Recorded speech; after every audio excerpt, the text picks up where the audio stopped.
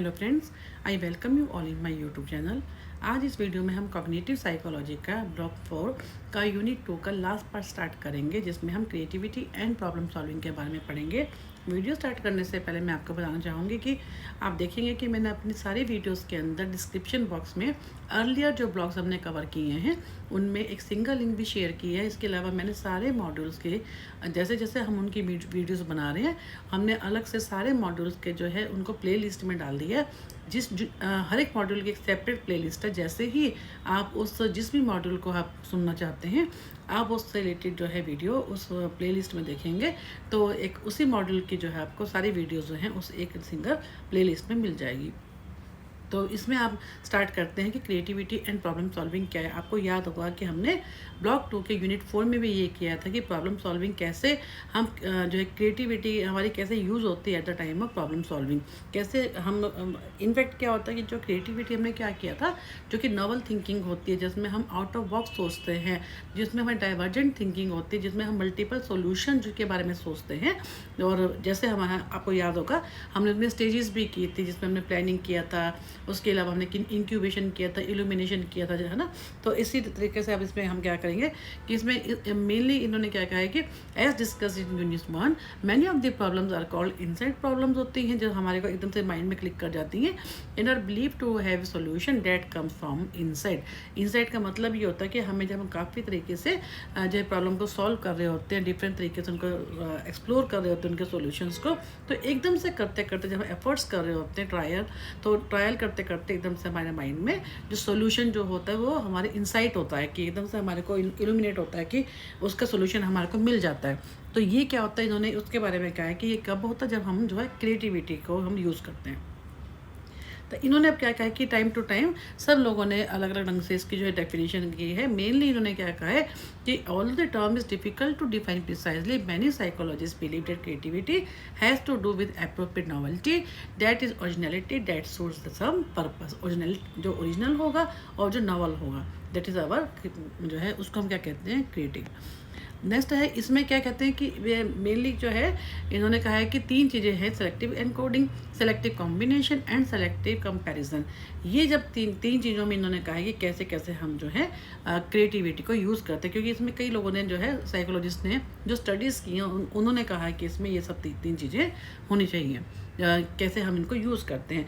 First है selective encoding. Selective encoding का मतलब क्या है, मैं आपको पहले सिंपल वर्जन में बताती हूँ, जिसमें हम क्या करते हैं कि जब भी हम कोई प्रॉब्लम को सॉल्व करते हैं तो हम क्या करते हैं, हमेशा वो चीज़ देखते हैं जो कि रेलेवेंट होती है, जो इरेलेवेंट होती है हम उसको छोड़ देते हैं। तो अब इन्होंने क्या किया कि सेलेक्टिव एनकोडिंग का मतलब कि जो हम चीज़ छोड़ देते हैं, जो हमारे को कई बार यूजलेस इन्फॉर्मेशन लगती है, हम उससे भी कोई नई इन्फॉर्मेशन को निकालते हैं, उसके थ्रू भी हम जो है प्रॉब्लम को सॉल्व करते हैं। यानी इन सेलेक्टिव एनकोडिंग क्या होता है, डिस्टिंग्विश करना what is important in a problem and what is irrelevant. ये हमारी टेंडेंसी होती है। And when we try to solve a new problem, very often हम क्या करते हैं कि हमारा क्या पर्पस क्या होता है कि हम जो यूजलेस इन्फॉर्मेशन होता है वी ऑलवेज ट्राई टू जो है उसको छोड़ देते हैं, कोई the irrelevant information, and try to use only जो है जो हमारे सोल्यूशन तक हमें पहुँचाती है उसको हम यूज़ करते हैं। बट इसमें क्या होता है सेलेक्टिव एनकोडिंग में, when we try to solve a new problem we are often overwhelmed by large amounts of useless information and insight arises when we determine which information is relevant for further consideration. जो हम relevant information होती है हम उसको ही use कर लेते हैं। Sir Alexander Fleming ने discovered penicillin through selective encoding. उन्होंने क्या किया कि Fleming attempts to grow bacteria had been disrupted by the appearance of a mould in his culture. जब उन्होंने वो स्टडी कर रहे थे तो उन्होंने देखा कि जो है बैक्टीरिया ग्रो हो गया था उसके कारण डिस्टर्बेंस होने से, यानी किसमें एक मोल्ड के रूप में हो गया। तो इनकी कोई स्टडी थी उसको रिगार्डिंग उन्होंने कहा है कि rather than dismissing this mould, अब जो डिस्टर्बेंस हो गई थी जो मोल्ड के उसमें जो बैक्टीरिया हो गया था ग्रो, उन्होंने उसको छोड़ा नहीं, उसको डिसमिस नहीं किया, क्योंकि as is relevant to his original experiment. जैसे उन्होंने पहले अपने एक्सपेरिमेंट किया था उसको जो है डिसमिस कर दिया था, इसमें उसको यूज़ किया उन्होंने। He realise that mould bacteria has a killing ability that was relevant to a greater medical concern. कहने का मतलब ये है जो वो बैक्टीरिया था जो उनके जो है ग्रो हो गया था उनके एक्सपेरिमेंट के बीच में, उसको डिसमिस करने के बजाय उन्होंने उसी को ही आगे फर्दर है जो है क्रिएटिवली उसको यूज़ किया। तो कहने का मतलब जिसमें कहाँ पे यूज़ किया, उन्होंने कहाँ पे नीड फॉर एंटीबायोटिक्स में किया, एंटीबायोटिक को बनाने में, जिसको कि उस प्रॉपर्टी उसमें क्या प्रॉपर्टी थी कि वो किलिंग एबिलिटी थी। तो उन्होंने क्योंकि मेडिकल बैकग्राउंड की तो उन्होंने मेडिकली उसको जो है यूज़ किया। तो सेलेक्टिव एनकोडिंग का मतलब ही ये होता है कि हम हमेशा क्या देखते हैं कि जो यूज़फुल इन्फॉर्मेशन होती है, कि कई बार क्या होता है जो यूज़लेस इन्फॉर्मेशन होती है हम उसको भी यूज़ कर लेते हैं फर्दर। तो ये हमारा क्या होता है सेलेक्टिव एनकोडिंग, इसमें हमारी जो है क्रिएटिविटी काम आती है। नेक्स्ट है सेलेक्टिव कॉम्बिनेशन। सेलेक्टिव कॉम्बिनेशन का मतलब क्या है कि हम लोग क्या करते हैं कि हमेशा जो है हम जो है कैसे हम डिफरेंट जो इन्फॉर्मेशन है उसको हम ओल्ड को और नए को आपस में कंबाइन करते हैं, ये उसके बारे में है। या हम जिसको when we have a problem to solve we often have all pieces of solution. हमारे पास सॉल्यूशन के हर तरह के तो है, सारे अलग तरह से हमारे पास जो है डिफरेंट टाइप्स से हमारे पास सॉल्यूशंस होते हैं, but we do not know how to put them together. हमें ये नहीं मालूम होता उसको हम कैसे टुगेदर करें, अपने सॉल्यूशन तक कैसे पहुंचे, प्रॉब्लम को कैसे सॉल्व करें। तो उसमें क्या होता है कॉम्बिनेशन को हम कैसे जो and insight arises when we discover a novel way of combining the elements of the solution. अब जो जितने भी सॉल्यूशन होते हैं हम उनको आपस में क्या करते हैं इकट्ठा कर देते हैं। ये भी कब होता है जब हम जो है क्रिएटिवली सोचते हैं। इन्होंने ये क्या कहा कि to identifying a problem through understanding the different component and putting everything together, this is our क्या है सेलेक्टिव कॉम्बिनेशन। इन्होंने कोई डार्विन का जो है एग्जांपल दिया, डार्विन की जो थी कंस्ट्रक्शन थ्योरी जो थी वो इसी पे बेस्ड थी, किस पे सेलेक्टिव कॉम्बिनेशन पे, जिसमें उन्होंने क्या किया था डिफरेंट जो सॉल्यूशंस के जो पार्ट्स थे उनके पीसीस को उन्होंने एक साथ कंबाइन करके जो है एक नई थ्योरी बनाई थी। देन सेलेक्टिव कंपैरिजन, इसमें क्या होता है कि हम जो है करेक्शन करते हैं, जो हमने जो अपना ओल्ड जो हमारा एक्सपीरियंस है पहले से जो प्रीवियस नॉलेज है उसके बेस के ऊपर जो नई नॉलेज को हम क्या करते हैं आपस में कंपेयर करते हैं। When we solve a problem we often use a model solution that we encountered in the past, and instead occurs when we discover that a more novel comparison leads to unforeseen consequences। यानी हम अपनी previous knowledge के base के ऊपर जो नई knowledge है उनको आपस में कंपेयर करके और फिर उसका हम कॉन्सिक्वेंसेस को देखते हैं। तो ये इन्होंने मेनली यही है कि कैसे जो है हमारे में इंसाइट कब आती है, कैसे आती है, और इन तीन चीज़ों में इन्होंने कहा है कि कैसे हमारी जो है क्रिएटिविटी होती है, तभी हम ये सब चीज़ें कर पाते हैं। नेक्स्ट है स्टेजेस। इसमें स्टेजेस कौन सी इन्वॉल्व होती हैं किसमें, क्रिएटिविटी में। प्रेपरेशन हो गया, इंक्यूबेशन, इंसाइट एंड वेरिफिकेशन, ये सारा हमने पहले भी किया था अपने यूनिट 2 के जो है हमारा जो है ब्लॉक 2 का यूनिट 4 में किया था। सबसे पहले हमने किया था प्रेपरेशन में क्या होता है आपको अगर आप देखेंगे आपको याद आ जाएगा कि फर्स्ट क्या होता है, एक गोल इस साइड। सबसे पहले हम क्या करते हैं एक गोल अडॉप्ट करते हैं कि कोई गोल बनाते हैं। सबसे पहले हमारा ये होता है कि हम पहले गोल बनाते हैं, उसके बाद then potentially relevant information gathered, उसके बाद हम प्लानिंग करते हैं, प्रिपेयर होते हैं, हमें क्या क्या चीज़ चाहिए, sometime deliberately sometimes by accident. कई बार हम डेलिब्रेटली हमें जो चीज़ चाहिए होती है वो इन्फॉर्मेशन को कलेक्ट करते हैं, कई बार जो हमसे अपने आप भी हो जाते हैं। सबसे पहले कहने का मतलब ये है कि जब प्लानिंग होती है उसमें हम क्या करते हैं, सबसे पहले हम प्रेपरेशन में हमने अपना गोल आइडेंटिफाई कर लिया प्रॉब्लम का, देन हम क्या करते हैं उस पर first we gather information about the problem. उस पर हम क्या कहते हैं भी ट्रायल एंड एरर भी हम अप्लाई करते हैं, हमारे थिंकिंग प्रोसेस भी हम उसमें काफ़ी होता है हमारा कि कैसे हमारे उसमें हम अपने पास्ट एक्सपीरियंस के बेस पे भी हम नई प्रॉब्लम को सॉल्व करते हैं, रिकॉलिंग भी करते हैं। तो कैसे कि हमने पहले उस चीज़ को जो है कैसे वो प्रॉब्लम को पहले सॉल्व किया था और अब कैसे करें। कहने का मतलब कि प्रेपरेशन में हम सब कुछ करते हैं, अपनी प्रीवियस नॉलेज को भी यूज़ करते हैं।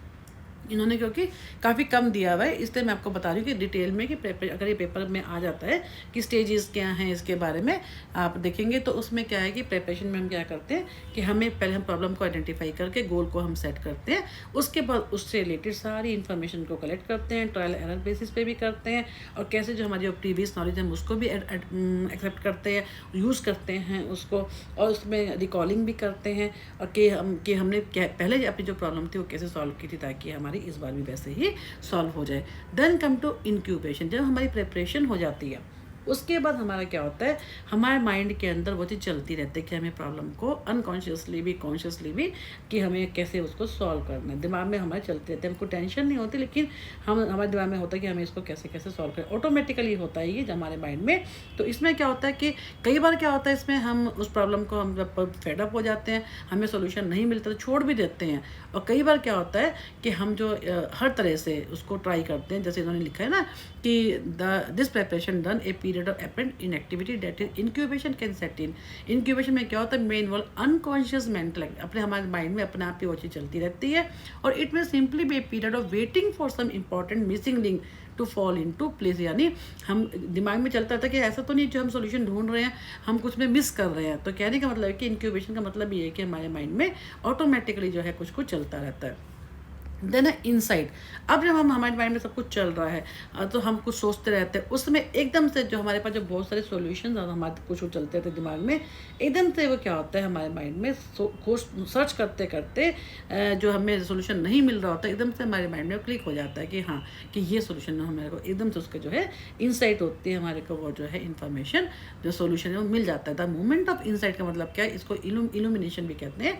Often involve familiar elements coming together in new ways, क्योंकि ऑलरेडी हमको जो चीज़ चल रही होती है माइंड में उसके बेस पे कि हम नए नए व्यू नए वे हमारे को मिल जाते हैं, वो एकदम से माइंड में क्लिक होते हैं कि करते करते कि जो है हमारे को हमारा सोल्यूशन जो है मिल जाता है। देन वेरिफिकेशन, ये क्या फाइनल स्टेप है, इसमें क्या होता है कि वेदर ए न्यू कॉम्बिनेशन जो हमने मिला है हमारे को, जो इंसाइट हुई है, जो हमारे को सोल्यूशन मिला है, वो क्या है कि वास्तव में यूज़फुल भी है या नहीं है, उसको हम वो करते हैं कि मैच करते हैं, वेरीफाई करते हैं कि हम इसको कर भी, अगर सोल्यूशन क्या होता है मीट्स दी हमारी प्रॉब्लम को तो हम उसको ठीक एक्सेप्ट कर लेते हैं।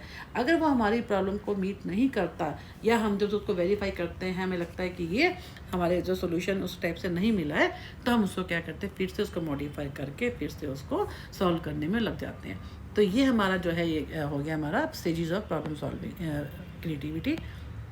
देन आर्टिफिशियल इंटेलिजेंस, ये बहुत सिंपल है। आर्टिफिशियल इंटेलिजेंस में का मतलब ही क्या है कि हम लोग क्या होता है कई बार हमारे को पता नहीं होता, एक तो हम जैसे हमने सिंपल करके जिसमें ह्यूमंस इन्वॉल्व होते हैं प्रॉब्लम सॉल्विंग के टाइम पे, एक में क्या होता है जिसमें हम आर्टिफिशियल इंटेलिजेंस का मतलब है बाय कंप्यूटर्स के थ्रू हम अपनी प्रॉब्लम को सॉल्व करते हैं, क्योंकि आजकल के टाइम पे मैनुअल कम और हम जो है आर्टिफिशियल इंटेलिजेंस को हम ज़्यादा यूज़ करते हैं। तो इन्होंने ये क्या क्या कहा है कि हम जब प्रॉब्लम को सॉल्व करते हैं with the use of computer, कि उसमें हम क्या कहते हैं, हम जो कि वो यूज़ जो है कंप्यूटर प्रोग्राम्स को हम फीड कर देते हैं अपनी प्रॉब्लम्स को सॉल्व करने के लिए। तो जो भी हमें काम करना होता है तो हम उसको कंप्यूटर को यूज़ करके अपना वो काम कर लेते हैं। और ये भी कहते हैं क्योंकि जो हम जब कंप्यूटर्स को यूज़ करते हैं तो वहाँ जैसे कैलकुलेशन बहुत स्पीड पर हमारे को कोई लंबी सारी वो करनी होती है, मान लीजिए कैलकुलेशन करनी होती है, तो हम क्या करते हैं एक्सेल में जाते हैं, एडिशन सब्ट्रैक्शन सारे फार्मूले लगा देते हैं। अगर उसको मैनुअली करेंगे तो बहुत टाइम लगता है। तो कहने का मतलब है कि आर्टिफिशियल इंटेलिजेंस जो है वो उसका काफ़ी रोल है आज की डेट में अपनी हमारी जो है प्रॉब्लम सॉल्विंग में। तो इन्होंने वही कहा कि researchers studying problem solving propose problem space hypothesis which stated every possible state of affairs within a problem corresponds to a particular mental node and the entire set of nodes occupies a mental area and this area together with the mental graph is a problem space। इन्होंने problem space के बारे में बताया जिसमें हमने क्या किया था कि हमारे को हम जो है इंडिविजुअल्स को या ऑर्गेनिज्म को जो है इनिशियल स्टेट से गोल स्टेट तक पहुंचने में जो स्पेस होता है बीच में उसको हम कहते हैं प्रॉब्लम स्पेस। जितना टाइम लगता है किस किस स्टेप्स को हम अडॉप्ट करते हैं किस टाइप से हम जिसका प्रोसेस होता है। लेकिन अब इसमें वो कह रहे हैं कि यहाँ ये बात कर रहे हैं मेंटल एरिया की कि जब हम उस प्रॉब्लम को सॉल्व करते हैं जो है हम उसमें हम जो क्या करते हैं कि जो मेंटल नोड का मतलब क्या होता है कि हमारा एक मेंटल नेटवर्क होता है। हम कोई भी प्रॉब्लम को सॉल्व करने में उसका अपना पर्टिकुलर मेंटल जो उस प्रॉब्लम से रिलेटेड होता है जिसमें हम बहुत ज़्यादा उसमें उस नेटवर्क का मतलब ये कि अपनी कैसे हम उस चीज़ को यूज़ करते हैं अपने मेंटल मैकेनिज्म को। इसके अलावा entire set of nodes occupy some mental area. कहने का मतलब है कि जब हम कोई भी प्रॉब्लम को सॉल्व करते हैं तो हमारे मेंटल नेटवर्क में इस तरह से हम लोग जो डिफरेंट जो है हमारे नेटवर्क्स होते हैं वो एक्टिवेट हो जाते हैं और हमारे एरिया कहने का मतलब कि हम कैसे उस प्रॉब्लम को फिर हम सॉल्व कर पाते हैं due to the our mental network. ये हमारा बात ये कर रहे हैं कि in the case of human beings. अब इन्होंने कहा कि this problem space hypothesis has been used to create expert systems called computer program. अब इन्होंने कहा कि ये जो प्रॉब्लम स्पेस है जो हम मैनुअली कर रहे हैं, अब उसको क्या कहते हैं, to create expert systems called. अब इसमें क्या कंप्यूटर प्रोग्राम्स को डिज़ाइन किया गया है, किसके लिए, ताकि किन्होंने किया है कि इन्होंने क्या ह्यूमन एक्सपर्ट्स ने किया है, जो इस फील्ड के पर्टिकुलर फील्ड के जो ह्यूमन एक्सपर्ट्स हैं उन्होंने इस काम को अपना ईजी करने के लिए क्या किया है कि कंप्यूटर प्रोग्राम्स को डिज़ाइन किया है। अब इसके बारे में ये है कि किस टाइप से उन्होंने यही कहा है कि आज की डेट में जो है कैसे जो है हमारे जो है आर्टिफिशियल इंटेलिजेंस कितनी यूज़फुल है in case of problem solving. उससे हमारा काम जो है काफ़ी ईजी हो गया, लॉन्ग कैलकुलेशन हो जाती हैं। जैसे आपको सबको पता है कि आज की डेट में जो है कंप्यूटर से हमें कितने बेनिफिट्स हैं। तो अब यह है इसके बारे में, जैसे हर चीज़ का क्रिटिसिज्म होता है, इसका भी है। इसमें लोगों ने क्या कहा है कि कई लोग तो मानते हैं कि हाँ ये फैक्ट है कि आज की डेट में जो कंप्यूटर्स का बहुत ज़्यादा यूज़ है, बहुत उसके हम हर जगह हम उसको हर फील्ड में उसको यूज़ करते हैं। लेकिन कुछ लोग ने क्या कहा है जो कि ये ठीक है कि वो यूज़ हम करते हैं, लेकिन ये एक मशीन ही तो है कि ये ठीक है वो बहुत ज़्यादा फास्ट है, लेकिन ये ओनली उन्हीं प्रॉब्लम का ही सोल्यूशन दे पाते हैं जो कि उस जो एक सिस्टम में जो है ह्यूमंस ने, वास्तव में तो जो ह्यूमंस हैं उन्होंने ही तो अपने दिमाग से इसके अंदर वो सिस्टम वो प्रोग्रामिंग की है, जिसके थ्रू वो जो है वो जो है हम उसी प्रॉब्लम को सॉल्व कर पाते हैं जिसके हमने उसके अंदर प्रोग्रामिंग कर रखी है। लेकिन ये उन्होंने कहा कि जो ह्यूमन माइंड जो है, जो मेंटल कॉग्निशन है, ह्यूमन की जो थिंकिंग है, उनकी जो रीजनिंग पावर है, उनके आगे जो कंप्यूटर है वो कुछ भी नहीं है। क्योंकि कंप्यूटर बेसिकली क्या है, जो कि मैन मेड है, ह्यूमन नहीं तो बनाया है, वो आर्टिफिशियल इंटेलिजेंस को अपने आप थोड़ा ना बनी है। इसलिए वो कंप्यूटर जो है उसी चीज़ में हम यूज़ कर सकते हैं जो उनके अंदर हमने प्रोग्रामिंग की है, उसी में ही वो हम यूज़ कर सकते हैं। अपने आप जो है कंप्यूटर्स का कोई अपना कुछ भी दिमाग नहीं होता, वो ये कहना चाहते हैं। तो ये वीडियो जो है हम यहीं पे ख़त्म करते हैं, और अब हम नेक्स्ट वीडियो के अंदर ब्लॉक 4 का ही यूनिट 3 स्टार्ट करेंगे। Thank you for watching my YouTube channel. और मैं आपको फिर से थैंक यू कहूँगी कि आप लोग बहुत अच्छे से मेरे जो है कमेंट्स लिख रहे हैं, और मैं आपको फिर ये रिक्वेस्ट भी करूँगी कि आप जो है जितना हो सके इस चैनल को सब्सक्राइब करें, शेयर करें। ऐसा करने से मुझे भी मोटिवेशन मिलती है। इसके अलावा कोई पर्टिकुलर वीडियो जो आप चाहते हैं जो मैं पहले बना लूँ, चाहे वो काउंसलिंग साइकोलॉजी की जो आपके सेकेंड ईयर में है, चाहे आपका कोई प्रैक्टिकल से रिलेटेड है, इंटर्नशिप से रिलेटेड है, या कुछ और भी। जैसा पहले कुछ लोगों ने मुझे कहा था कि मैं आपके लिए पहले MPC 005 जो कि रिसर्च मेथड्स है उसकी वीडियोस बनाऊं, तो मैंने सबसे पहले आपके लिए उसी वो फुल मॉड्यूल की मैंने आपके लिए वीडियो, वो पूरा आपका फुल मॉड्यूल मैंने प्लेलिस्ट में डाला है, ताकि आपको जो है जो 16 यूनिट्स हैं उसके उसमें आपको दिक्कत ना हो। इसके अलावा कोई और भी आप कोई पर्टिकुलर वीडियो चाहते हैं तो आप कमेंट बॉक्स में लिख दें, तो मैं देख कर जितना जल्दी हो सकेगा मैं देख के आपके लिए उस पर्टिकुलर टॉपिक की वीडियो पहले बना दूँगी। Thank you again for watching my YouTube.